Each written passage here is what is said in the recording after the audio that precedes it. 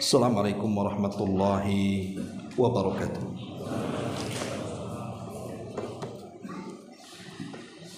Alhamdulillah wassalatu wassalamu ala Rasulillah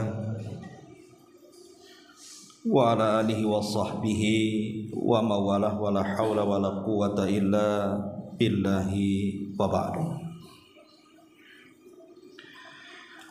Alhamdulillah, segala puja dan puji hanya milik Allah subhanahu wa ta'ala. Salawat dan juga salam kita hadiahkan kepada Rasul kita Nabi besar Muhammad sallallahu alaihi wa ala alihi wasallam.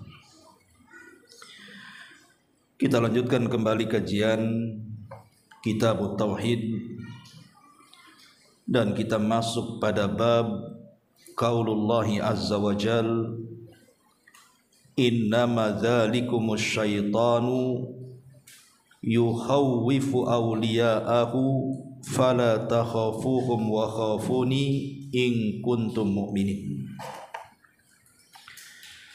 Bab firman Allah subhanahu wa ta'ala, sesungguhnya mereka tidak lain hanyalah setan yang menakut-nakuti dirimu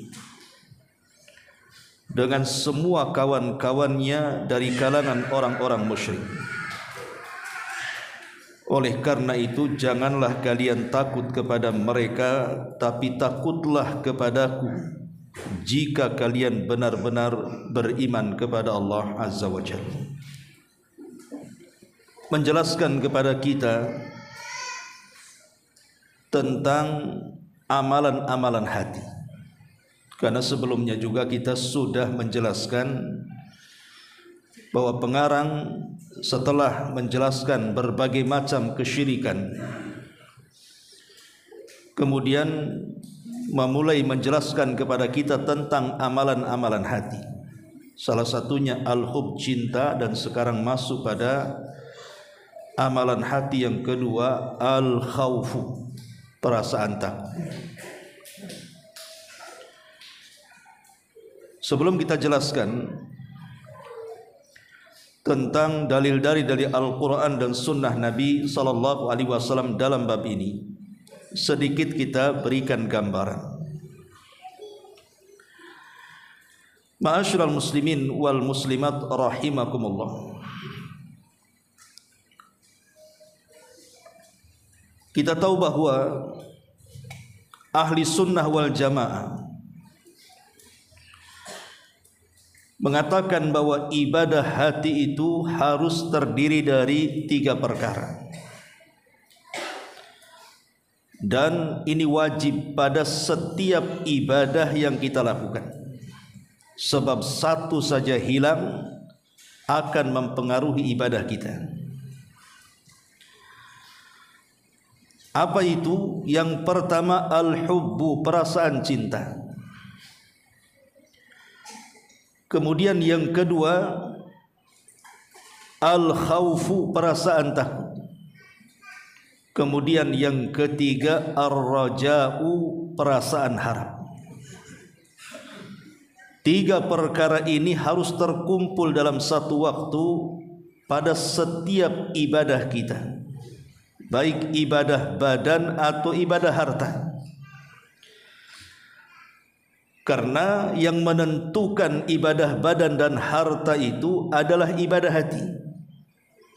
Kalau ibadah hati ini baik, maka ibadah badan dan harta dianggap baik. Tapi kalau ibadah hati ini buruk, maka seluruh ibadah badan dan seluruh ibadah harta pun menjadi buruk. Dan itu berdasarkan sabda Nabi sallallahu alaihi wasallam, ala wa inna fil jasadi mudghah idza saluhat saluhal jasadu kulluh wa idza fasadat fasadal jasadu kulluh ala wahiyal qalb. Ingatlah pada jasad kita semua ini ada segumpal daging. Kalau gumpalan daging ini baik, maka akan mengakibatkan seluruh badannya baik. Tapi kalau segumpal daging ini rusak, maka akan mengakibatkan kerusakan seluruh badannya. Itulah hati, kata Rasul. Jadi hati itu menentukan seluruh anggota badan. Syekhul Islam Ibn Taimiyah rahimahullahu ta'ala dalam kitabnya Majmu'ul Fatawa mengatakan, man abadallaha bil hubbi wahdahu fahuwa zindikun, wa man abadahu bil khawfi wahdahu fahuwa haruriyun, wa man abadahu bir raja'i wahdahu fahuwa murji'un, wa man abadahu bil hubbi wal khawfi war raja'i fahuwa mu'minun muwahhidun. Kata Syekhul Islam Ibn Taimiyah menukilkan perkataan salaf. Beliau mengatakan, barang siapa yang menyembah Allah dengan perasaan cinta saja, maka dia akan menjadi zindik, munafik. Dan barang siapa yang hanya beribadah kepada Allah dengan menanamkan perasaan takut saja, maka dia akan menjadi khawarij. Dan barang siapa yang beribadah kepada Allah dengan mengharap saja, maka dia akan menjadi murji'ah. Tapi barang siapa yang menyembah Allah dengan cinta, takut dan harap, itulah seorang mukmin yang mentauhidkan Allah Subhanahu wa taala. Karena begini ikhwatu fiddin, muliakan Allah Subhanahu wa taala, di masyarakat banyak ada orang-orang itu yang mencukupkan beribadah kepada Allah itu dengan menanamkan perasaan cinta saja. Tidak perlu kita takut, tidak perlu kita mengharap. Kalau memang ini yang diperlukan dalam beribadah kepada Allah Subhanahu wa taala, bahwa ketika beribadah itu cukup cinta saja, maka tidak ada manusia yang masuk ke dalam neraka, ikhwan. Pasti semua manusia masuk surga. Lalu apa gunanya Allah menciptakan neraka kalau begitu? Karena semua agama itu mencintai Allah. Orang-orang Yahudi, mereka mengklaim mereka adalah orang-orang yang dicintai Allah. Apa kata Allah? Nahnu abna'ullahi wa ahibbah. Kami bangsa Yahudi adalah putra-putra Allah dan manusia-manusia yang dicintai Allah Subhanahu wa taala. Artinya orang-orang Yahudi juga beribadah kepada Allah dengan perasaan cinta. Tetapi kecintaan mereka palsu. Makanya Allah Subhanahu wa taala katakan, "Qul falima yu'adzibuhullah. Falima yu'adzibukum bidzunubikum." Katakan ya Muhammad kepada mereka, kalau memang kalian anak-anak Allah, orang-orang yang dicintai Allah, lalu kenapa Allah mengazab kalian dengan dosa-dosa kalian? Lihat Ashabus Sabti yang dihapus badan dan muka mereka menjadi kera-kera dan babi. Lihat orang-orang yang meminta kepada Nabi Musa alaihi salatu wasalam agar melihat Allah, tiba-tiba dikirim halilintar dan membunuh mereka semuanya. Qul falima yu'adzibukum bidzunubikum. Kalau memang kalian putra-putra Allah, manusia-manusia yang dicintai Allah, kenapa Allah mengadab kalian? Berarti cinta kalian tidak benar.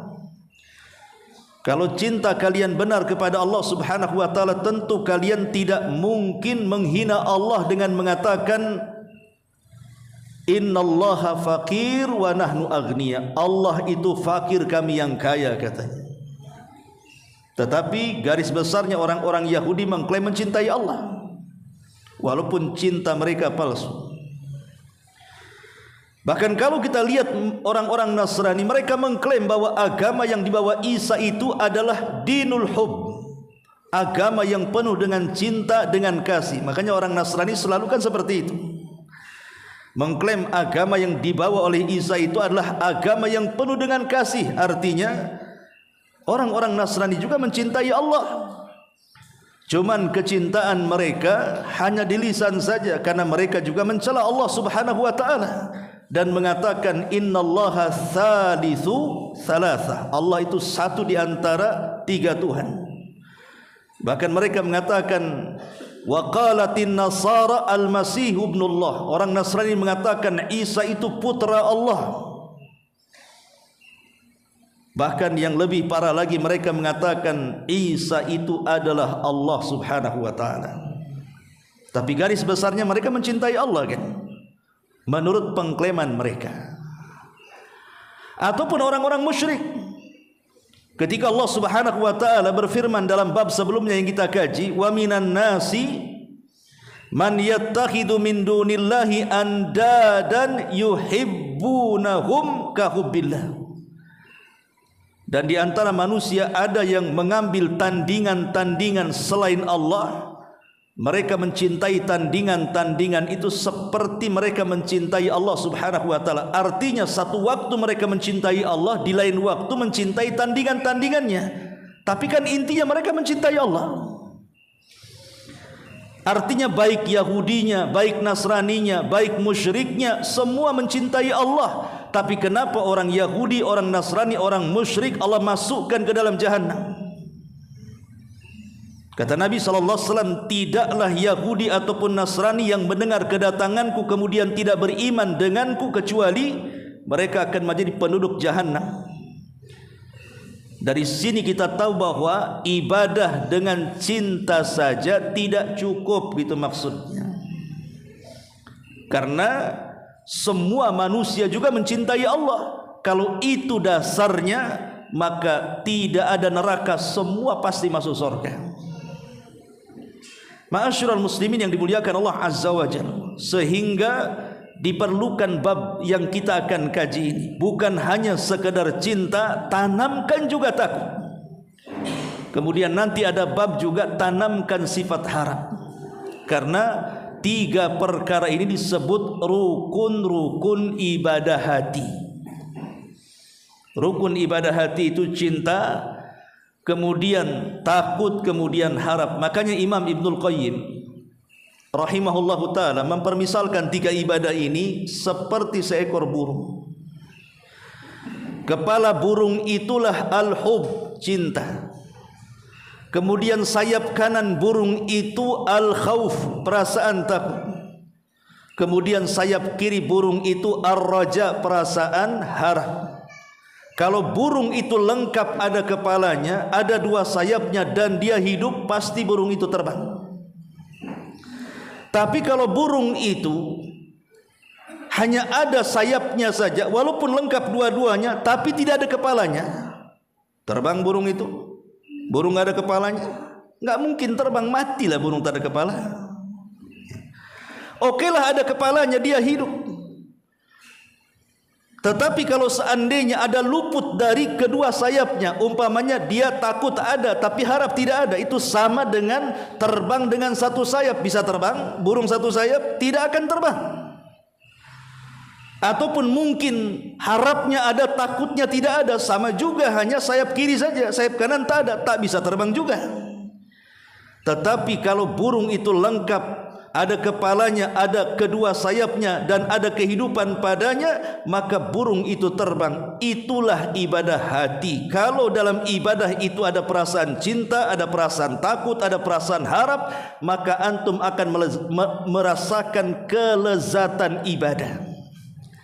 Karena hanya dengan tiga perkara inilah, tidak usah lagi bertanya macam mana saya tidak bisa khusyuk, macam mana caranya khusyuk, macam mana caranya ingin lezat dalam ibadah. Cukup terapkan tiga ibadah hati ini, itu sebagai jawabannya. Ma'asyiral muslimin yang dimuliakan Allah subhanahu wa ta'ala. Dan alamat yang paling jelas kalau kita memiliki sifat khauf, rasa takut kepada Allah subhanahu wa ta'ala, adalah sur'atun ilallah.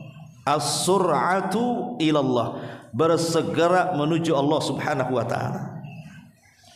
Karena ada hadis yang mengatakan man khafa adlaj, wa man adlaj balagal manzil, ala inna sil'atallahi ghaliyah, ala inna sil'atallahi ghaliyah. Kata Nabi SAW, barang siapa yang takut maka dia akan mulai berjalan. Barang siapa yang takut maka dia akan segera berjalan di awal malam. Dan barang siapa yang berjalan di awal malam pasti akan sampai tujuan.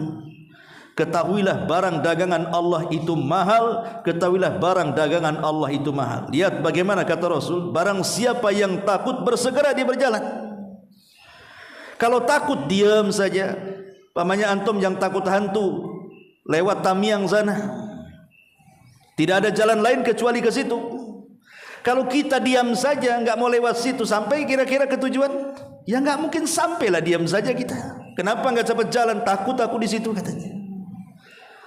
Tapi kalau seandainya setakut-takutnya dia tetap berjalan. Bahkan biasanya orang takut itu jalannya akan lebih kencang dibandingkan jalan orang yang tidak takut kan. Kalau tidak takut nyantai saja, enggak takut, saya biasa saja dia jalan. Coba kalau takut, itu bisa terbirit-birit jalannya tuh. Karena semua disangka setan, pohon pisang setan, pohon nangka setan, takutlah dia, langsung pergi kan, pasti dia akan lari itu. Lah kalau lari pasti akan sampai di tujuan. Artinya di sini kata Nabi SAW ingin mengatakan kepada kita bahwa di antara tanda kita ini takut kepada Allah adalah ketika kita bersegera menuju Allah Subhanahu wa taala.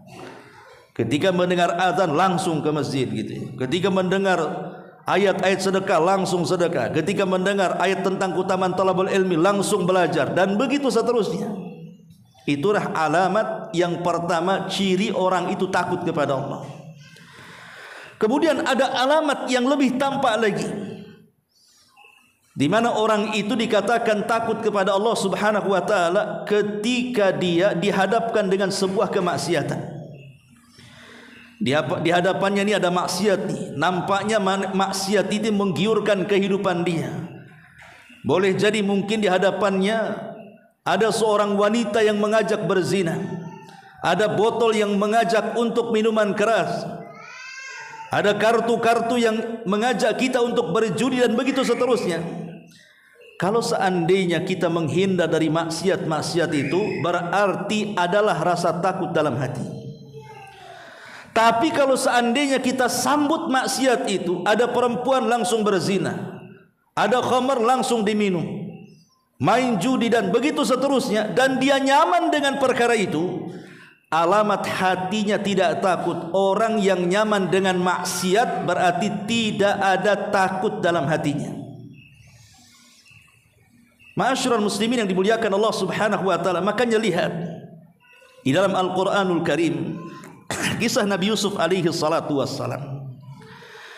Ketika Allah Subhanahu wa taala mengatakan warawadathu allati huwa fi baitiha an nafsi wa ghallaqatil abwab wa qalat hayta lak qala ma'adallah innahu rabbi ahsana mathwaya innahu la yuflihu dhalimun walaqad hammat bihi wa hamma biha laula an ra'a burhana rabbi kadzalika nasrifu anhu su wal fasha innahu min ibadinal mukhlisin.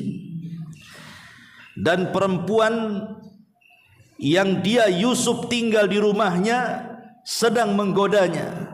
Perempuan ini adalah istri daripada Al-Aziz, dan disebut Al-Aziz itu biasanya orang hebat di Mesir.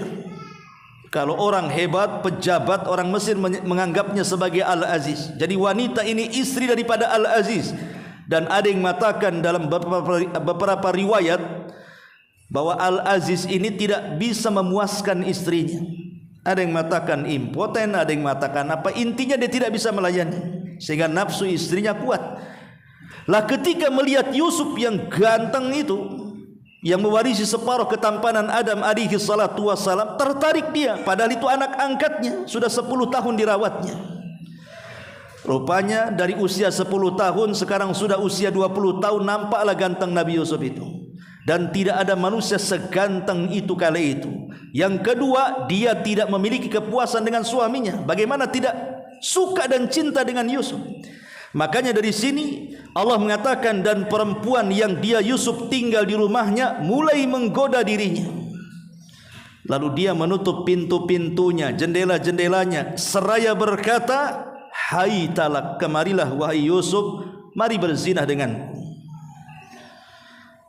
Subhanallah ikhwatu fiddin. Godaan Nabi Yusuf ini dengan tawaran wanita itu besar. Pertama, Nabi Yusuf itu masih muda, 20 tahun, itu syahwat lagi gede-gedenya. Yang kedua, Nabi Yusuf itu seorang budak. Kemudian dia seorang musafir, jauh dari kampung halamannya. Biasanya orang yang jauh dari kampung halaman lebih mudah maksiat dibandingkan di kampung halamannya. Antum kalau mau maksiat di kampung halaman mikir-mikir kan? Tapi kalau maksiat di kampung orang nggak mikir, orang kampung nggak tahu kok. Kemudian wanita yang di hadapan Yusuf itu bukan wanita biasa, wanita cantik, wanita yang merawat dirinya. Karena biasanya orang-orang yang beruang, orang-orang yang berduit itu, walaupun usianya sudah tua nampak muda kan? Beda kalau seandainya yang uangnya sedikit, biasanya yang muda pun nampak nenek-nenek tua kan? Karena tak pandai merawat wajah. Tapi subhanallah, belum lagi wanita ini yang mengajak zina, dan dia sudah mengeluarkan triknya dengan cara apa? Dia sudah membuka auratnya, dia sudah tutup pintunya, dia sudah tutup jendelanya, tidak ada manusia di situ. Kira-kira nih, kalau posisi antum sebagai Nabi Yusuf, ambil nggak tuh tawaran? Hah? Nggak mungkin nggak diambil kayak antum. Pasti diambil. Karena iman kita ini tidak sekuat Nabi Yusuf. Iman kita ini tidak sekuat Nabi Yusuf. Jangankan anak muda, nenek-nenek pun mungkin diterima pula tawarannya. Tapi iman Nabi Yusuf alaihi salatu wassalam memang iman yang kokoh dan menggunung dalam hatinya. Sehingga Allah katakan di sini, dan sungguh perempuan itu telah berhasrat kepada Yusuf. Telah berhasrat. Dan Yusuf pun berkehendak demikian, manusiawi. Yusuf juga berkehendak sebenarnya. Tetapi sekiranya dia tidak melihat tanda-tanda dari tanda-tanda Rabbnya, tentu dia akan terjerumus kepada perzinahan kan. Demikianlah kami palingkan darinya keburukan dan kekejian itu. Sungguh Yusuf termasuk hamba kami yang terpilih. Dari sini syahidnya apa? Yusuf menolak tawaran zina itu. Kenapa? Karena dalam hatinya ada perasaan takut. Dari sini istidlal pengambilan dalilnya adalah alamat takut yang jelas dari seseorang ketika ada penawaran maksiat dia tinggalkan. Dan kalau dia sampai mengambil maksiat itu, apalagi tenang dengan maksiatnya, berarti hilanglah perasaan takut dalam dadanya. Kemudian contoh yang kedua, Allah Subhanahu wa taala menyebutkan tentang kisah Maryam dalam surah Maryam, di mana Allah Subhanahu wa taala mengatakan fattakhadat min duni hijaban fa arsalna ilaiha ruhana fatamassala laha basharan sawiyya qalat inni a'udzu birrahmani minka in kunta taqiyya qala innama ana rasul rabbik li ahabalaki ghulaman zakiyah. Lalu dia Maryam memasang tabir yang melindunginya dari mereka. Ketika itu Maryam yang memang diserahkan oleh keluarganya Imran sudah meninggal. Kemudian istrinya Imran menyerahkan Maryam untuk diasuh di Baitul Maqdis, karena itu nazar dari dirinya. Kalau dia punya anak maka akan diserahkan ke Baitul Maqdis. Maka diserahkanlah Maryam ke Baitul Maqdis, kemudian diasuh oleh kerabatnya, tentu dengan cara undian, dan dimenangkan oleh Nabiullah Zakaria alaihi salatu wassalam. Maka Zakarialah yang berhak untuk merawat Maryam.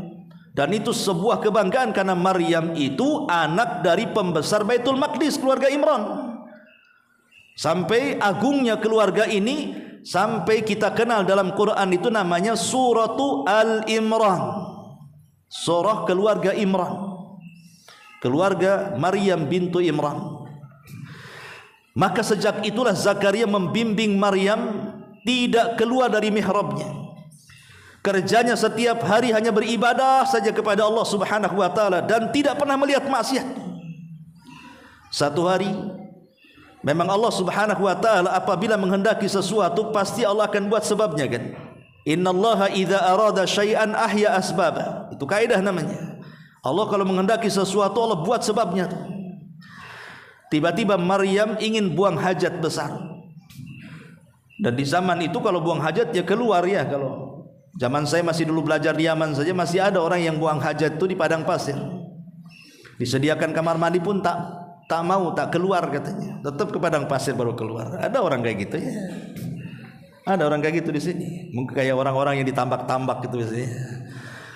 Biasa buang hajat ditambak, dikasih kamar mandi umum, nggak ada yang datang kamar mandi umum. Ya tetap aja di situ, alasannya apa? Nggak bisa keluar katanya. Jadi orang-orang dulu itu kalau buang hajat ya cari tempat-tempat yang jauh dari manusia. Lah rupanya di tengah jalan setelah buang hajat, tiba-tiba dihadang oleh laki-laki tampan. Ini bukan laki-laki biasa, laki-laki tampan, basyaran sawiyah. Laki-laki yang sangat tampan, jelmaan daripada Jibril. Dan Jibril ini kalau menjelma manusia tidak sembarang. Di zaman Rasul saja kalau menjelma manusia ingin menemui Rasul, biasanya dia akan meniru sahabat yang paling ganteng. Siapa? Dihyatul Kalbi.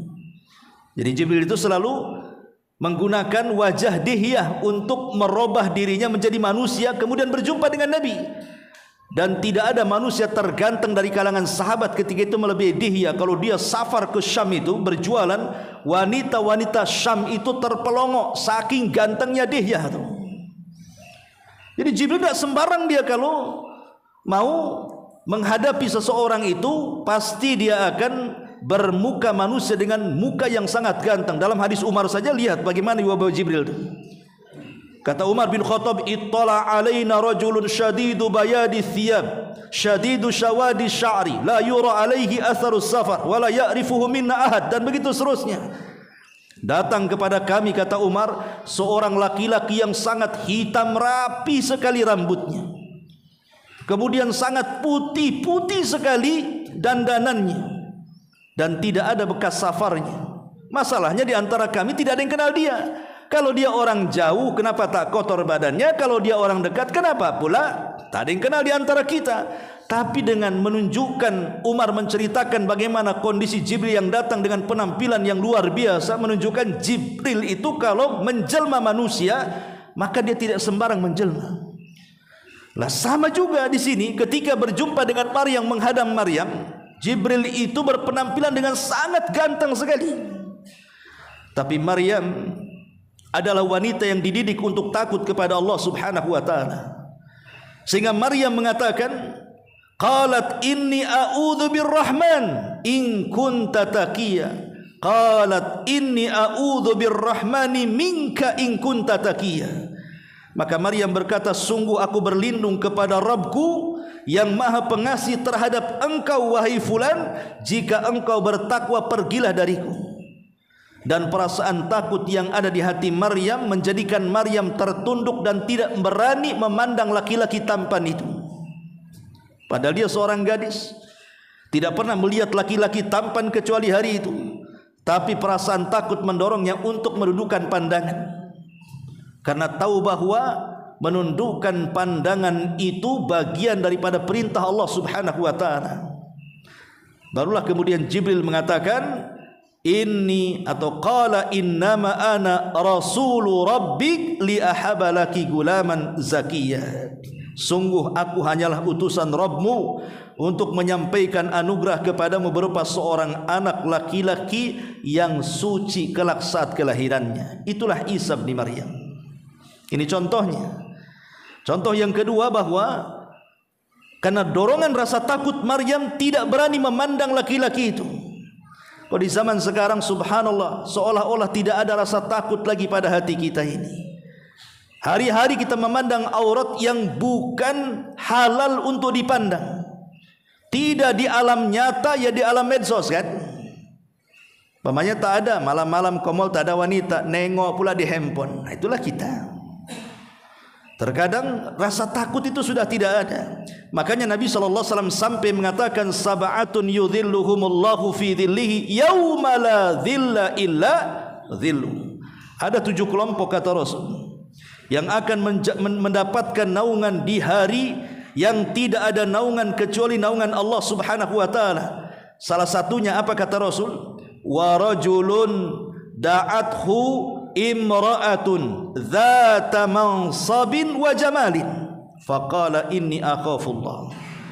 Seorang laki-laki yang dipanggil oleh wanita yang cantik, memiliki kedudukan, kaya raya, indah, menawan, bak bidadari, tapi dia menolaknya dan mengatakan aku takut kepada Allah Subhanahu wa taala dan tidak jadi berzina dengan wanita itu.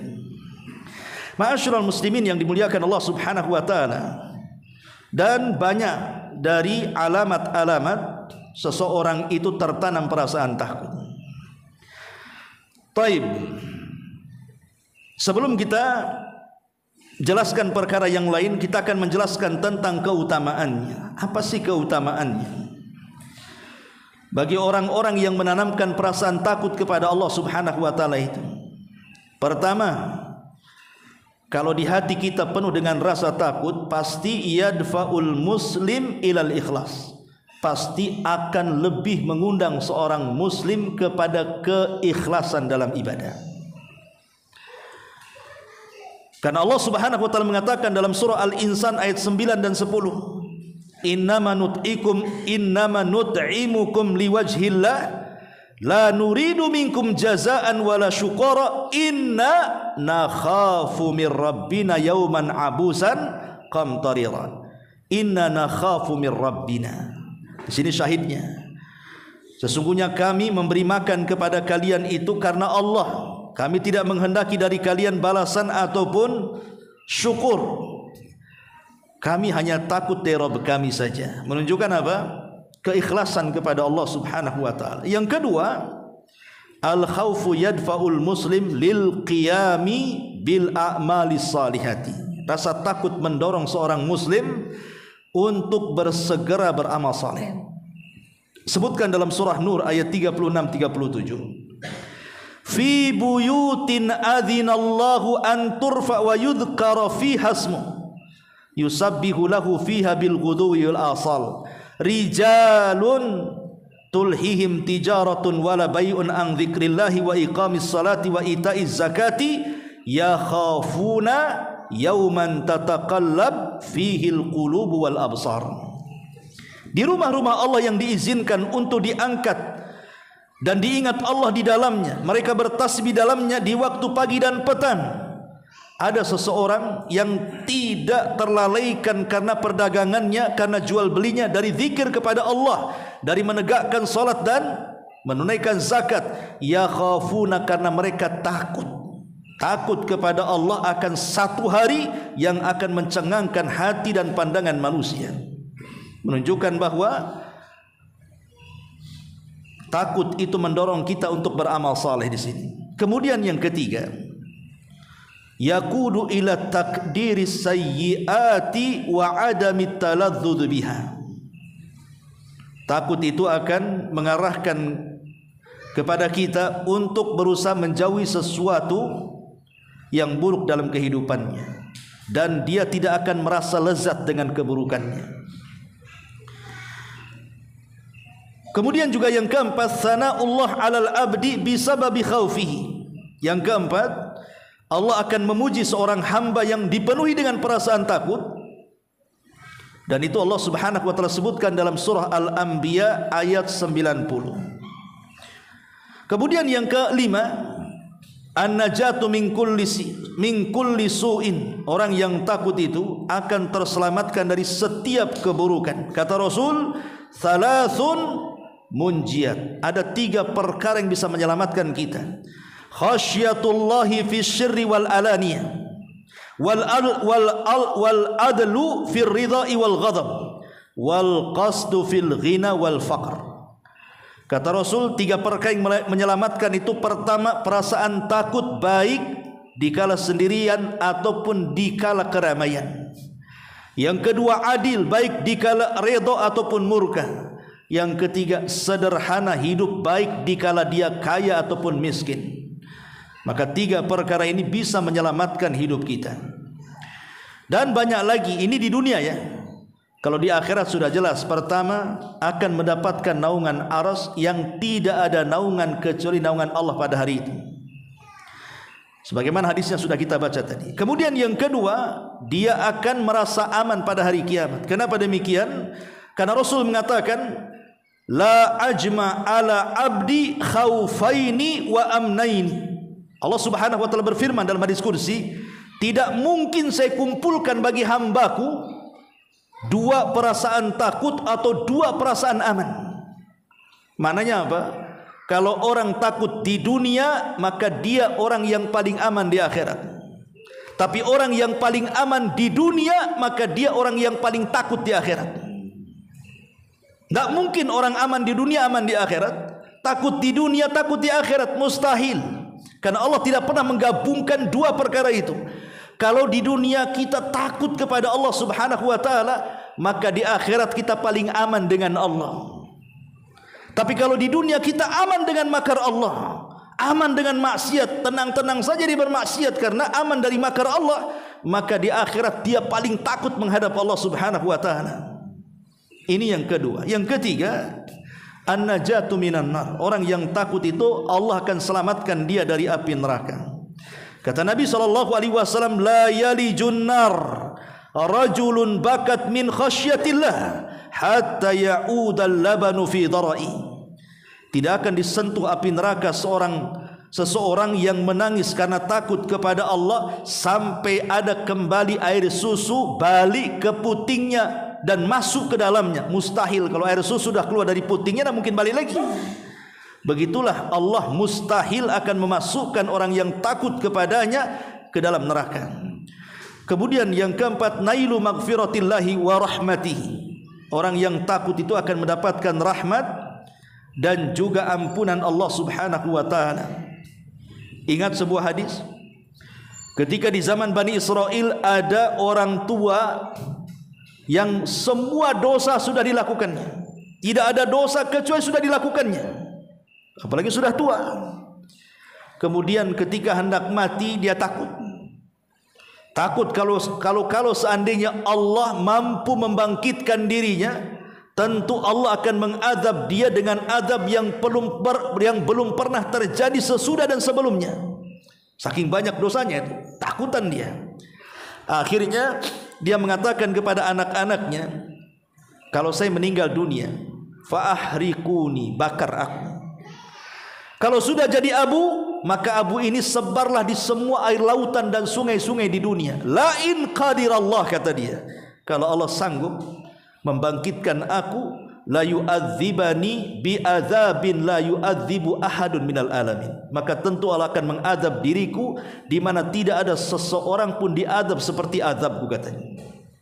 Dia tidak sadar bahwa Allah itu ala kulli syai'in qadir. Setelah dia mati, kemudian anak-anaknya membakar dia, kemudian abunya disebar di semua sungai dan lautan. Tiba-tiba Allah Subhanahu wa taala betul-betul membangkitkan dirinya, mengembalikan semua abu-abu itu, kemudian menjelma kembali dan dihadapkan di hadapan Allah. Sampai Allah mengatakan, ya fulan ma hamalaka ala ma sana'ta. Hei fulan, bagaimana bisa kau melakukan seperti itu? Kenapa kau lakukan seperti itu? Kau tidak percaya aku ada dan aku sanggup membangkitkan dirimu?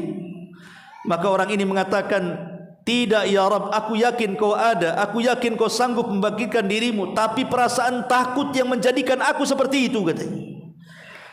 Kemudian Allah mengatakan, betul, karena perasaan takut Allah tahu, cuma Allah mengetes saja. Betul, dia mengatakan dia. Maka Allah mengatakan, khaufuka adkhaltukal jannah, rasa takutmu menjadikan ku masukkan kau ke dalam surga. Ma'asyiral muslimin yang dimuliakan Allah Azza wa Jalla. Kemudian juga di antara keutamaan takut adalah nailur ridallahi azza wa Jalla. Dia akan mendapatkan ridha Allah Subhanahu wa taala sebagaimana dalam surah Al-Baqarah ayat 8, radhiyallahu anhum wa radu an dzalika liman khasyiya rabbah. Allah redha tentang mereka dan mereka pun redha kepada Allah. Bagi siapa yang Allah redai? Liman khasyiya rabbah, bagi orang yang takut kepada Rabbnya. Dan ingat, Berbahagialah kalau mendapatkan ridha Allah Subhanahu wa taala. Karena ridha itu lawan daripada murka. Artinya kalau kita mendapatkan ridha berarti kita dijauhkan dari murka. Kalau kita dijauhkan dari murka artinya didekatkan dengan surga. Tapi kalau kita tidak mendapatkan keridhaan berarti didekatkan dengan murka. Kalau sudah didekatkan dengan murka artinya didekatkan dengan neraka. Itulah perasaan takut menjadikan kita mendapatkan ridha Allah Subhanahu wa taala. Kemudian juga yang keenam, dukhulul jannah. Allah janjikan dengan dengan surga. Allah mengatakan dalam surah Ar-Rahman 46, waliman khafa maqama rabbih jannatan. Bagi yang takut kepada Rabbnya, maka dia memiliki dua sorga. Ingat, setiap mukmin yang masuk sorga paling sedikit mendapatkan dua istana. Setiap mukmin yang masuk ke dalam sorga paling sedikit mendapatkan jannatan, dua sorga, dua istana. Yang satu solid milik dia karena amalannya. Yang satu milik orang kafir yang masuk neraka dan tidak akan pernah masuk ke dalam sorga, Allah wariskan kepada kita. Makanya Allah mengatakan waliman khafa maqama rabbih jannatan. Jannatan, dua sorga. Kemudian yang nomor 7, qurratul ain wan naimul kabir fil jannah. Bukan hanya sorga saja, tapi segala kenikmatan bidadarinya, kenikmatan besarnya semua Allah berikan kepadanya. Tatajafa junubuhum anil madaji'i yad'una rabbahum khaufan wa tama'an wa mimma razaqnahum yunfikun. Lambung mereka jauh dari tempat pembaringan mereka, artinya bangun tengah malam kemudian tahajud. Yad'una rabbahum, mereka berdoa kepada Allah dalam posisi khaufan takut, wa tama'an harap, wa mimma razaqnahum yunfikun, dan terhadap apa yang kami rizkikan mereka infakkan. Di sini syahidnya, fala ta'lamu nafsun ma ukhfiya lahum min qurrati a'yun jazaa'an bima kanu ya'malun. Maka jiwa tidak ada yang tahu seberapa indahnya bidadari itu, dan itu sebagai balasan apa yang mereka telah kerjakan. Dan banyak lagi tentang keutamaan takut itu. Ma'asyiral muslimin yang dimuliakan Allah Subhanahu wa taala. Disebutkan di antara dalil-dalil tentang 3 rukun ibadah itu di surat yang sering kita baca. Surah apa? Surah Al-Fatihah. Setiap hari kita membaca surah Al-Fatihah minimalnya 17 kali kan sehari. Itu kalau sholat wajib saja. Kalau sholat sunnah ya banyak kali, karena setiap rakaat wajib baca Fatihah. Ya.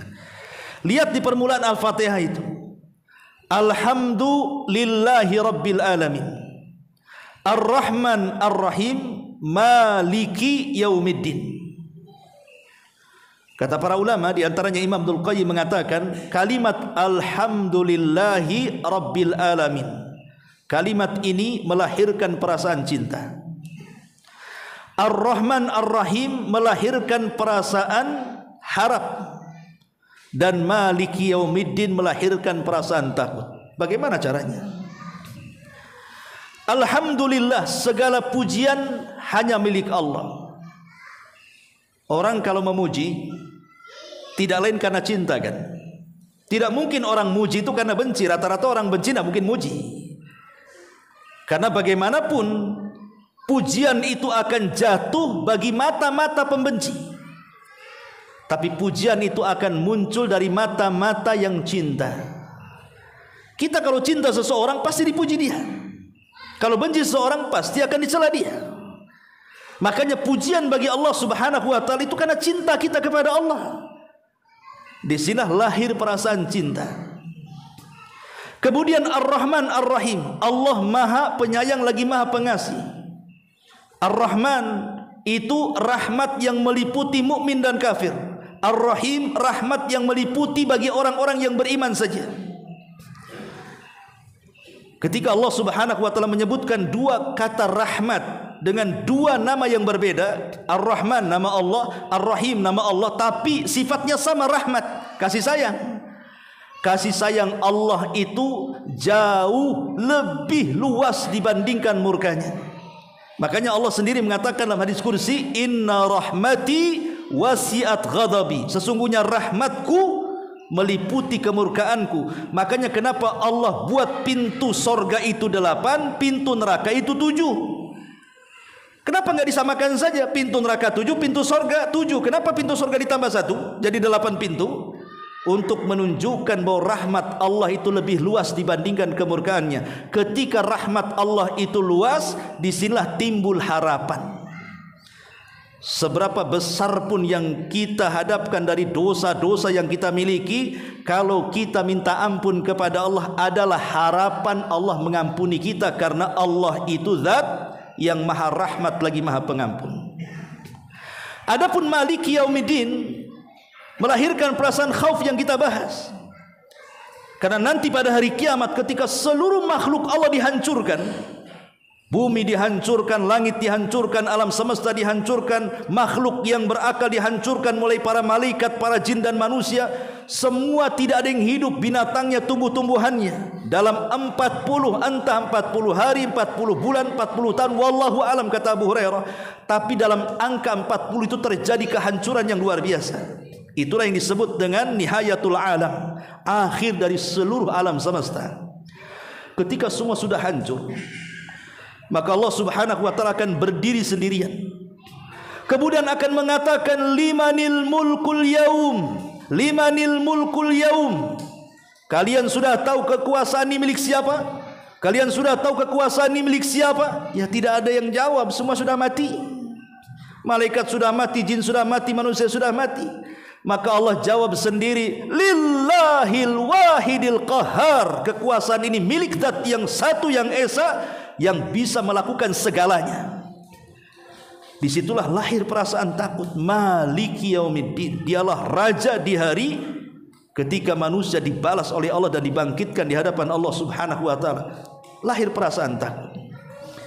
Jadi kalau kita sedang membaca permulaan Al-Fatihah, mestinya kita merenungkan, tanamkan dalam solat kita perasaan cinta, tanamkan dalam solat kita perasaan harap, dan tanamkan dalam solat kita perasaan takut. Maka akan merasakan lezatlah solat itu. Subhanallah bihamdika, asyhadu an la ilaha illa anta, astaghfiruka wa atubu ilaik. Allahu ta'ala alam. Assalamualaikum warahmatullahi wabarakatuh.